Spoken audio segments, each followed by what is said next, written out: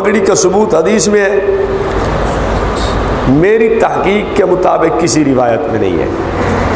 اب اگلی بات، آپ سوچیں گے شاید کہ بعض علماء نے کتابوں میں لکھا ہے سبز پگڑی کا ثبوت۔ اب یاد رکھیں، شیخ عبدالحق محدث دہلوی نے اپنی کتاب مدارج النبوہ میں لکھا ہے یہ جو سبز پگڑی کی بات ہے یا سبز لباس کی بات ہے، مراد اس سے دھاری دار، مراد اس پہ لکیریں لگی ہوئی سبز رنگ کی تھی، یہ مراد ہے۔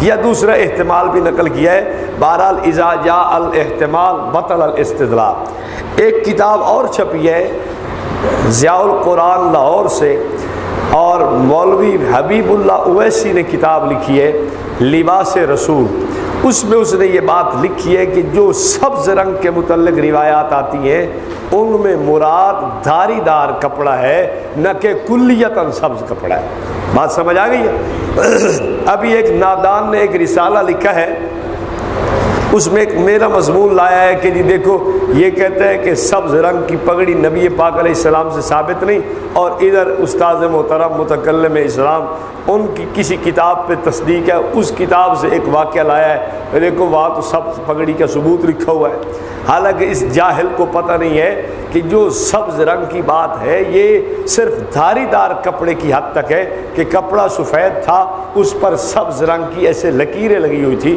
تو اس بات کا ہم میں کوئی حرج نہیں ہے، ٹھیک ہے، ہو سکتا ہے۔ باقی سبز رنگ کی پگڑی کا اس وقت ہم باندھنا اس کو یہاں چونکہ تمام اہل بدعت کا شعار ہے، اس لیے ہمارے اسلاف اس کو پسند نہیں کرتے۔